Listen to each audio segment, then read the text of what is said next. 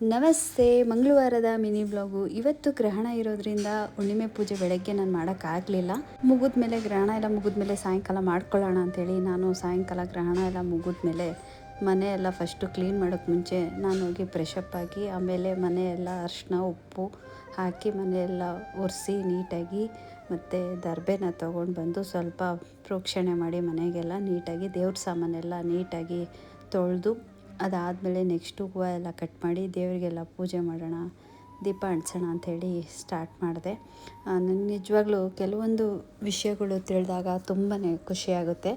ನನಗೆ ಇವತ್ತು ಒಬ್ಬರು ಫೋನ್ ಮಾಡಿ ಹೇಳಿದರು, ಒಂದು ವರ್ಷದ ಅವ್ರಿಗೆ ನಾನೇನೋ ಒಂದು ವಿಷಯನ ಅಂದರೆ ನಾನು ಪೆಂಡಲಮ್ನ ಹಿಡಿತೀನಿ, ಪೆಂಡಲಮ್ನ ಹಿಡಿದಾಗ ಕೆಲವೊಂದು ಸತ್ಯಗಳನ್ನ ಅವ್ರಿಗೆ ನಾನು ತೋರಿಸ್ಕೊಡ್ತೀನಿ. ಹಾಗೆ ನಾನು ಪೆಂಡಲಮ್ನ ಹಿಡಿದಾಗ ಒಂದು ವರ್ಷದ ನಾನು ಒಂದು ವಿಷಯದಲ್ಲಿ ಹೇಳಿದ್ದೆ, ನೀವು ಒಂದು ವ್ಯಕ್ತಿಯಿಂದ ನಿಮಗೆ ತೊಂದರೆ ಆಗುತ್ತೆ, ಅವರಿಂದ ನೀವು ಸ್ವಲ್ಪ ದೂರ ಇರಬೇಕು ಅಂತ ನಾನು ಹೇಳಿದಾಗ ಅದು ಅವರು ಅವತ್ತು ನಾನು ಹೇಳಿದಾಗ ಅವ್ರಿಗೆ ಅದೇನು ಅನಿಸಿಲ್ವಂತೆ.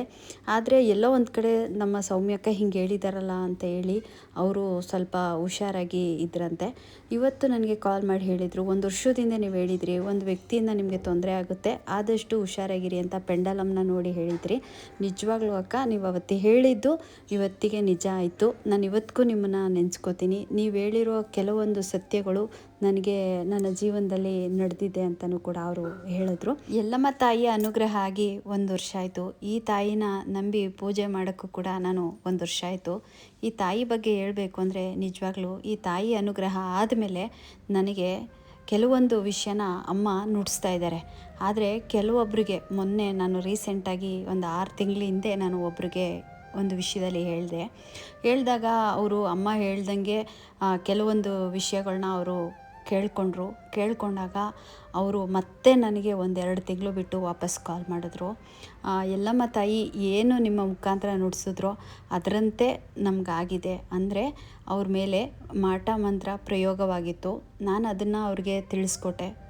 ಎಲ್ಲಮ್ಮ ತಾಯಿಯ ಪ್ರಾರ್ಥನೆ ಮಾಡಿ ಪೆಂಡಲಮ್ನ ಹಿಡಿದು ನಾನು ಅವ್ರಿಗೆ ತಿಳಿಸ್ಕೊಟ್ಟಾಗ ಅವ್ರ ಮೇಲೆ ಮಾಟ ಮಂತ್ರದ ಪ್ರಯೋಗವಾಗಿತ್ತು.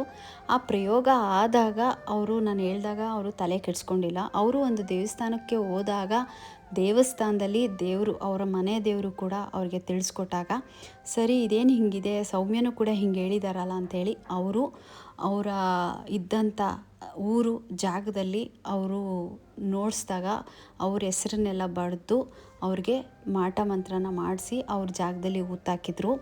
ಅದಾದಮೇಲೆ ಅದನ್ನೆಲ್ಲ ಅವರು ಹೋಗ್ಬಿಟ್ಟು ಎಲ್ಲ ಕ್ಲಿಯರ್ ಮಾಡಿಸ್ಕೊಂಡು ಬಂದಾದಮೇಲೆ ನನಗೆ ಫೋನ್ ಮಾಡಿ ಹೇಳಿದ್ರು, ಅವತ್ತು ನೀವು ಪೆಂಡಲಮ್ನ ಹಿಡಿದು ನೀವು ಹೇಳಿದ್ರಿ ಸೌಮ್ಯ, ಅದರಂತೆ ಎಲ್ಲ ನೀವೇನು ಹೇಳಿದ್ರಿ ಅದರಂತೆ ಎಲ್ಲ ನಡೀತು. ಆದರೆ ನಾನು ನೀವು ಹೇಳಿರೋ ಒಂದು ಪೆಂಡಲಮ್ಮ ಆಗ್ಬೋದು, ದೇವ್ರ ಶಕ್ತಿನೇ ಆಗ್ಬೋದು, ನಾನು ನಂಬಿರಲಿಲ್ಲ.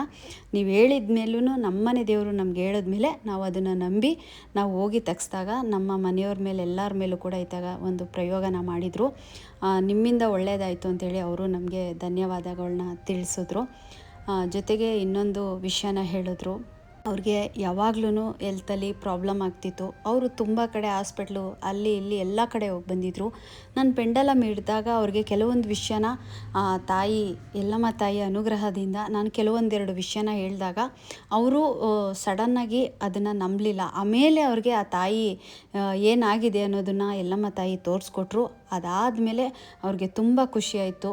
ಅಂದರೆ ಪೆಂಡಲಮ್ನ ಹಿಡಿದಾಗ ನನಗೆ ತಾಯಿ ಅನುಗ್ರಹ ಆಗುತ್ತೆ. ಎಲ್ಲಮ್ಮ ತಾಯಿಯ ಅನುಗ್ರಹ ಆದಾಗ ಅಲ್ಲಿಂದ ಆ ತಾಯಿ ನನ್ನ ಮುಖಾಂತರ ಯಾರಿಗೆ ಏನು ಹೇಳಿಸ್ಬೇಕೋ ಹೇಳಿಸ್ತಾರೆ. ಕೆಲವರು ಇದನ್ನು ನಂಬ್ತಾರೆ, ಕೆಲವರು ಇದನ್ನು ಏನೋ ಹೇಳ್ತಾರೆ ಅಂತ ಅನ್ಕೋತಾರೆ. ಆದರೆ ಇತ್ತೀಚೆಗೆ ತುಂಬ ಜನ ನಾನು ಹೇಳಿರುವಂಥದ್ರಲ್ಲಿ ಒಂದು ಅರ್ಧ ಜನ ಅಂತೂ ನೀವು ಹೇಳಿದ್ದು ಸತ್ಯ, ನಡೆದಿದ್ದು ಸತ್ಯ ಅಂತ ಹೇಳ್ತಾರೆ. ಆದರೆ ಎಲ್ರಿಗೂ ನಾನು ಪೆಂಡಲಮ್ನೆಲ್ಲ ಹಿಡಿದು ಹೇಳೋಕ್ಕೋಗಲ್ಲ. ಮಗು ಹಾಸ್ಪಿಟ್ಲಲ್ಲಿದ್ದಾಗ ಅವ್ರು ತುಂಬ ಕಣ್ಣೀರು ಇಡ್ತಿದ್ದಾಗ ನಾವು ಎಲ್ಲಮ್ಮ ತಾಯಿ ಹತ್ರ ಕೇಳಿದಾಗ ಎಲ್ಲಮ್ಮ ತಾಯಿ ಪ್ರಶ್ನೆ ಕೊಡ್ತು, 2-3 ದಿನದಲ್ಲಿ ನಾನು ಯಾವುದಾದ್ರೂ ಒಂದು ರೂಪದಲ್ಲಿ ಏನು ಮಾಡಬೇಕು ನಾನು ಸರಿ ಮಾಡಿಕೊಡ್ತೀನಿ ಅಂತ ತಾಯಿನೂ ಕೂಡ ಭರವಸೆ ಕೊಡ್ತು. ರಾಯರು ಮತ್ತು ವರಾಯಮ್ಮ ಎಲ್ಲರೂ ಕೂಡ ಭರವಸೆನ ಕೊಟ್ಟರು ಅವ್ರಿಗೆ. ಆಮೇಲೆ ನನ್ನ ಭಂಡಾರ ತಗೊಂಡೋಗಿ ಆ ಮಗು ಹತ್ರ ಇಡಬೇಕು ಅಂತ ಅಮ್ಮ ಹೇಳಿಸ್ತು. ಸರಿ ಅಂತೇಳಿ ನಾನು ಆ ಭಂಡಾರ ಮತ್ತು ರಾಯರ ಫೋಟೋ ಪ್ರಸಾದ ಎಲ್ಲ ಎತ್ಕೊಂಡೋದೆ.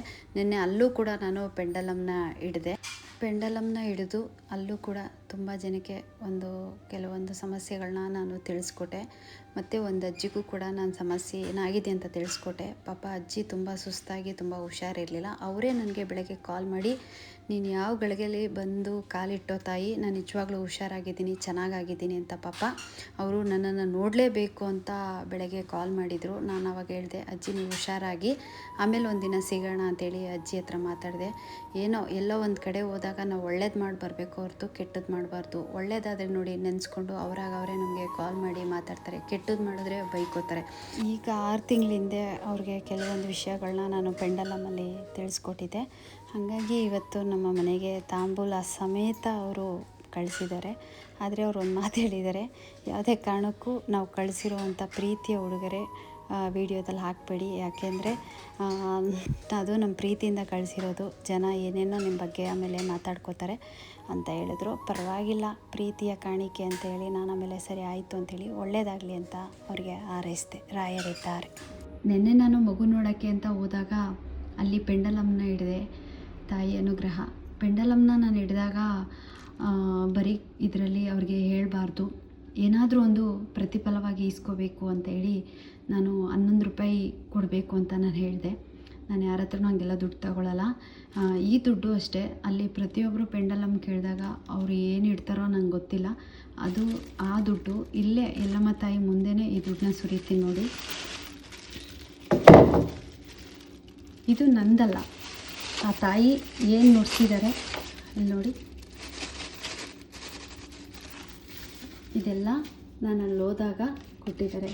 ಈ ದುಡ್ಡು ಯಾರಿಗಾದ್ರೂ ಹೊಟ್ಟೆ ಹಸ್ತಿರೋರಿಗೆ, ಯಾರಿಗಾದ್ರೂ ಕಷ್ಟ ಅಂದವ್ರಿಗೆ ಇದನ್ನು ಅವ್ರಿಗೆ ಹೋಗಿ ಕೊಡ್ತೀನಿ. ಇದನ್ನು ಯಾವುದೇ ಕಾರಣಕ್ಕೂ ನಾನು ಬಳಸ್ಕೊಳ್ಳಲ್ಲ. ಇವರೆಲ್ಲ ಯಾರು ಕೊಡಬೇಕು ಅಂತ ನನ್ನ ಮುಖಾಂತರ ಹೇಳಿಸ್ತಾರೋ, ಪರ್ಮಿಷನ್ ಕೊಡ್ತಾರೋ ಅವ್ರಿಗೇ ಇದು ಸೇರೋದು ಅಮೌಂಟು. ನಾನು ಯಾವತ್ತೂ ಯಾರ ಹತ್ರನೂ ಈಸ್ಕೊಳ್ಳಲ್ಲ. ನನಗೆ ಬರೀ 11 ರೂಪಾಯಿ ಅಷ್ಟೇ. ನಿಮ್ಮ ಕರ್ಮ ಏನು ಅಂತ ನಾನು ತೋರಿಸ್ಕೊಟ್ಟಿದ್ದೀನಿ, ನನಗೆ 11 ರೂಪಾಯಿ ಕೊಡಿ ಅಂತ ಕೇಳಿದೆ. ಆದರೆ ಅವರು ಇಷ್ಟು ಕೊಟ್ಟರು. ಆದರೆ ನಾನು ಈ ದುಡ್ಡು ಮುಟ್ಟೋಕ್ಕೂ ಕೂಡ ನಿನ್ನೆ ನನಗೆ ಬೇಜಾರಾಗ್ತಾಯಿತ್ತು. ಆದರೆ ತಾಯಿ ಮುಂದೆ ತಂದು ಇಲ್ಲಿಟ್ಟಿದ್ದೀನಿ. ಈ ತಾಯಿ ಯಾರಿಗೆ ಕೊಡು, ಎಲ್ಲೋಗಬೇಕು, ಯಾರಿಗೆ ಸೇರಬೇಕೋ ಅವ್ರಿಗೆ ಸೇರ್ತದೆ. ನಾನು ಪೆಂಡಲಮ್ನೆಲ್ಲ ಹಿಡಿದು ತುಂಬ ಹೇಳೋಕ್ಕೆ ಹೋಗೋದಿಲ್ಲ, ಯಾಕೆಂದರೆ ಇದೆಲ್ಲ ತುಂಬ ಕಷ್ಟ ಅನ್ನೋದಕ್ಕಿಂತ 4 ಜನಕ್ಕೆ ಒಳ್ಳೆಯದಾಗಬೇಕು. ಆದರೆ ಈ ತಾಯಿ ಯಾರಿಗೆ ನುಡಿಸ್ಬೇಕು ಅಂತ ಹೇಳ್ತಾಳೋ ಅವ್ರಿಗೇ ನಾನು ನುಡಿಸೋದು. ಎಲ್ಲರಿಗೂ ಕೂಡ ನಾನು ನುಡಿಯೋಕ್ಕೆ ಹೋಗಲ್ಲ. ನಿನ್ನೆ ನಾನು ಪೆಂಡಲಮ್ ಎತ್ಕೊಂಡು ಹೋದಾಗ ಒಂದಷ್ಟು ಜನ ಅವ್ರವ್ರ ಸಮಸ್ಯೆ ಏನಿದೆ ಅದನ್ನು ಹೇಳಿದೆ. ಅದ್ರ ಜೊತೆ ಅಜ್ಜಿಗೂ ಕೂಡ ಹೇಳಿದೆ. ಅಜ್ಜಿಗೆ ತುಂಬ ಒಳ್ಳೆಯದಾಗಿದೆ. ಅಜ್ಜಿ ಕೂಡ ಬೆಳಗ್ಗೆ ಕಾಲ್ ಮಾಡಿ ಹೇಳಿದ್ರು, ಅಜ್ಜಿಗೆ ಆಯಸ್ಸು ಆರೋಗ್ಯ ಕೊಟ್ಟು ಕಾಪಾಡಲಿ ಎಲ್ಲರೂ. ಆ ಮಗು ಬೇಗ ಹುಷಾರಾಗಲಿ ಅಂತ ರಾಯರ ಹತ್ರ ಬೇಡ್ಕೋತೀನಿ.